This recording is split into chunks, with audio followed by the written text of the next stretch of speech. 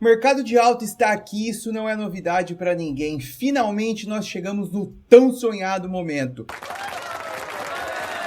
Só que para você ser lucrativo, você precisa de estratégias. E no vídeo de hoje eu quero passar para vocês 6 requisitos para que vocês consigam encontrar os projetos que vocês vão fazer muito dinheiro e para vocês evitarem também aqueles projetos que vão puxar o seu tapete, que você perderá dinheiro. Antes de mais nada, peço que você deixe um like aqui no canal, se inscreva para mais conteúdos como esse. Então chega de lenga-lenga e vamos para o que interessa. Então, meus pitches, no vídeo de hoje eu vou trazer para vocês 6 perguntas para vocês se fazerem sempre que forem comprar um token. E também para vocês evitarem aqueles que não prestam, tá?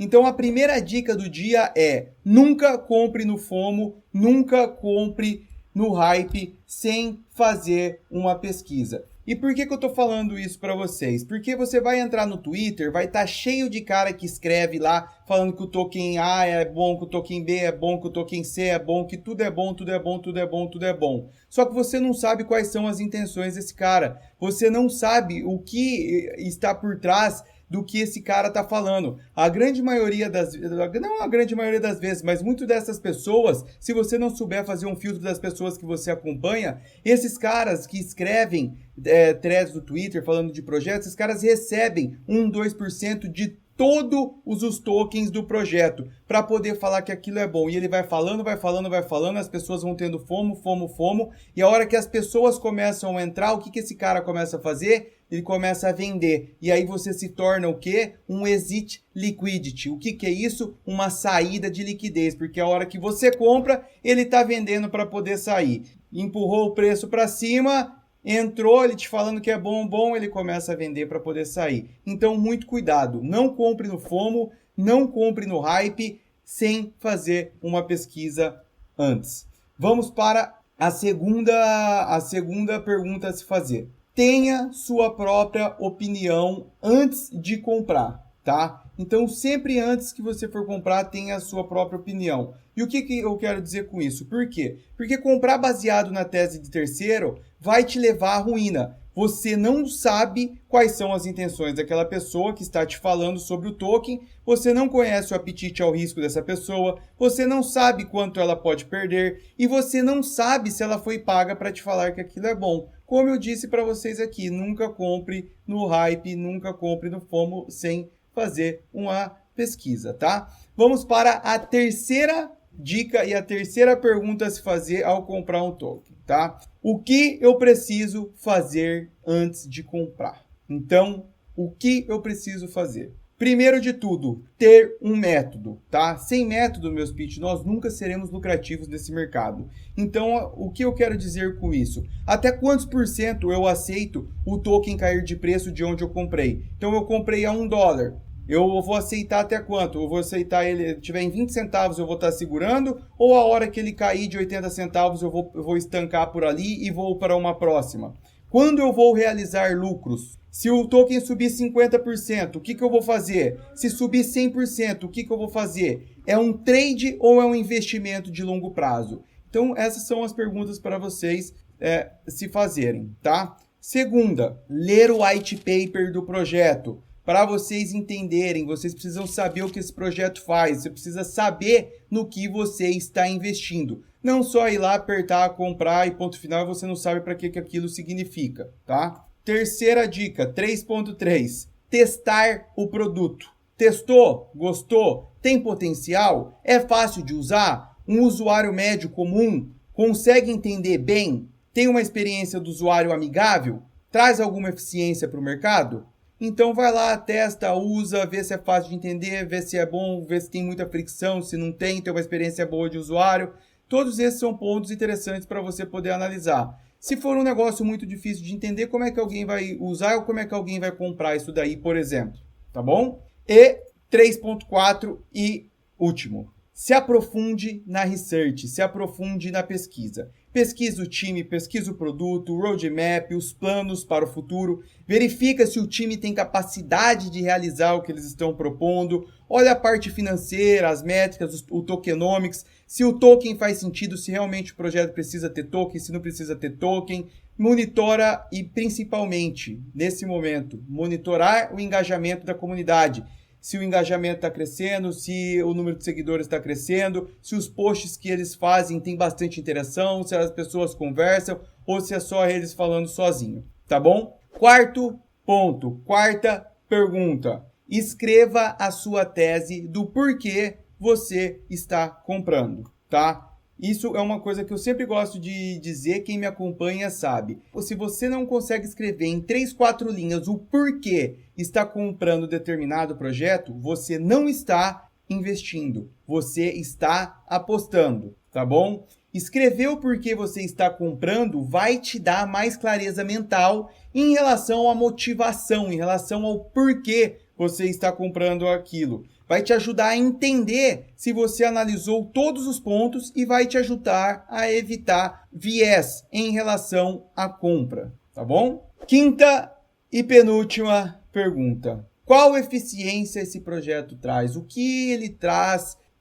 Qual dor ele está solucionando? Que eficiência? O que ele está melhorando? Como ele se destaca em relação aos concorrentes? O que ele faz que os outros não fazem? Qual dor ele está resolvendo? Eu vou dar um exemplo para vocês de restaking agora. Vamos fazer um comparativo da EtherFi com a KelpDAO. Ambos são projetos de liquid restaking, certo?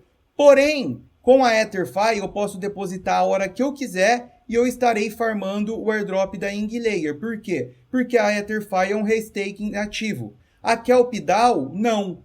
Eu não posso depositar qualquer hora na KelpDAO para estar exposto à IngLayer. Eu só consigo depositar na KelpDAO e ficar exposto à KelpDAO e ficar exposto à IngLayer quando os cofres da IngLayer estão abertos. Por quê? Porque a KelpDAO não é um restaking nativo. Então, consegue enxergar aí uma eficiência em relação ao outro? É isso que eu estou querendo dizer, tá bom? Ah, agora eu entendi! Aqui eu trouxe mais um exemplo também. Por exemplo, a Lido. A Lido resolveu, aqui ó, isso aqui é uma dor, tá? A Lido resolveu o problema do staking da Ethereum. Por quê? Porque não são todos que têm os 32 Ethers para rodar um novo validador. Porque não são todos que têm o conhecimento necessário e muito menos o maquinário para acontecer tal atividade. E fora tudo isso, o que a Lido fez? Eles criaram um token, um recibo, comprovando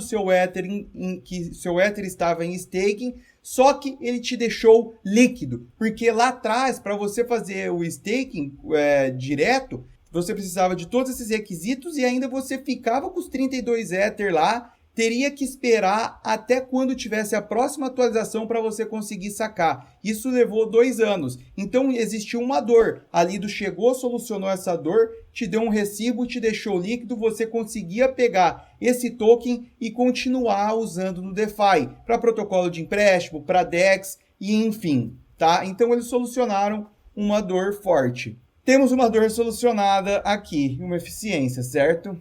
Então, e próximo, sexto e último. Quais são os moats, quais são os fossos que esse projeto tem? Mas que coloca aí um pé na edição aí, editor.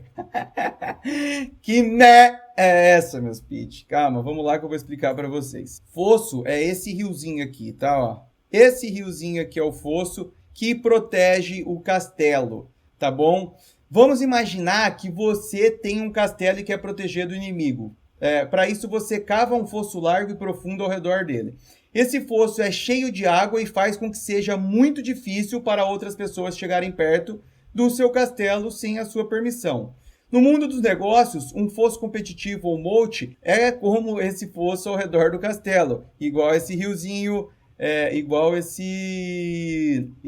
aqui. Então, é algo especial que um projeto tem ou faz que o torna muito difícil para os outros projetos competirem com ele.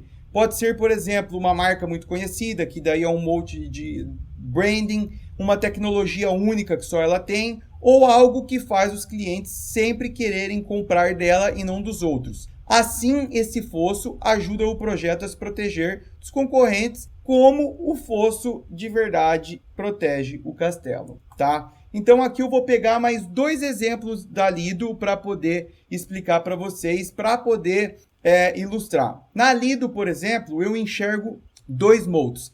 O primeiro deles, Network Economies, efeito de rede, economia de rede, tá? Que é o quê? A liquidez profunda ajudou a construir um poderoso efeito de rede à medida que os usuários apostavam no Liquid Staking token mais líquido para maximizar sua capacidade de saída, ganhando assim mais liquidez. Então, o que isso quer dizer? Que o usuário conseguia sair a qualquer hora daquele Ether que estava em staking, porque ele estava líquido e ele também conseguiria usar no DeFi. Então, esse é um grande moat. Segundo, Cornered Research, que é o quê? Vantagens de recurso. E quais são as vantagens da Lido? Ela tem a vantagem de ser o first mover, de ser o primeiro protocolo de staking líquido, certo? Eles tiveram um programa de incentivo massivo, certo? De incentivo de liquidez. E isso, combinando, construiu uma liquidez profunda, tá? E a liquidez era a principal prioridade